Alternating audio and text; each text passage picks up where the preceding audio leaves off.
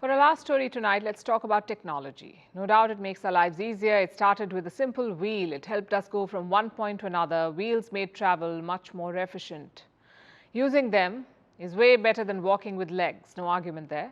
And this was centuries ago, many, many centuries ago. Since then, we have understood technology better. We've harnessed its potential and made it move forward in leaps and bounds, so much so that we have become one with technology. Now we wear tech on our body. I'm talking about wearables. Today, they're part of our lives in all shapes and sizes. Smart watches allow people to make calls from their wrists. Body cameras and sensors help law enforcement. Augmented reality goggles provide visual information. Health trackers share real-time intelligence by monitoring high heart rates and counting the steps taken. It's clear that wearable technology is everywhere. It's the next big thing in consumer tech. Its global market is expected to reach $186 billion by 2030. Do you know what is the next big thing for the wearables market? India. It is already one of the largest markets in the world. Last year, 492 million units were shipped globally. 492 million units were sold. Out of this, India contributed about 20% of the sales. It came third after China and North America. Experts say this year about 504 million units will be sold the world over. And India's share will account for 26%. This is tremendous growth. And this is not all talk. We are only halfway through the year and the numbers already support the trend. India's wearable market saw a growth of 53% within a year.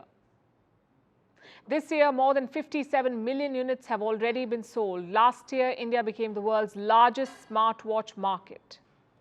But there's no stopping here. In 2022, India made up 26% of the world's smartwatch market. This year, the share is going up to 40%. And earwear has grown by about 27%, which begs the obvious question, what is behind this boom? The answer is affordability. Consumers these days care a lot about their health and sleep. They want to track how good their deep sleep was. They want to know if their heartbeat was healthy while they went for a walk. They want all this data and more for a lower price. And this helps local manufacturers in India, the likes of Boat and Noise. They're putting up a fight against international brands. They offer the same look and feel, but at a much lower cost. The result is this: Indian brands are now among the top 5 manufacturers on global wearable charts. So what are the global players doing? They're fighting back. I'm talking about Apple, Samsung, and Huawei. They have increased their shipments in India. They must compete here. It is, after all, one of the largest markets in the world and only growing year after year.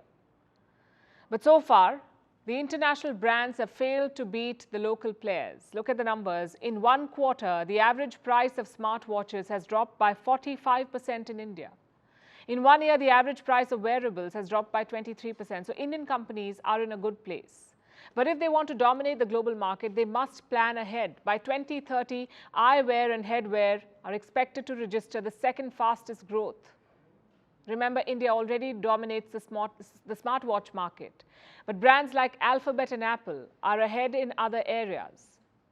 India needs to increase adoption of virtual reality headsets, also smart hats. Another challenge is cost. So far, low prices have helped growth in India, but it also poses a problem.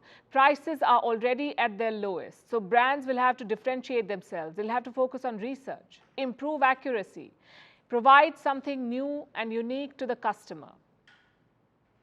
You see, when it comes to wearables, India is already close to the finish line, but the market is changing constantly. Products like smart rings will be launched soon. The consumer is ready to experiment and evolve. Indian companies will have to keep pace with them. The focus so far has been on the wrists, but to become the world's best, Indian players must take new risks. It's an exciting space to be in.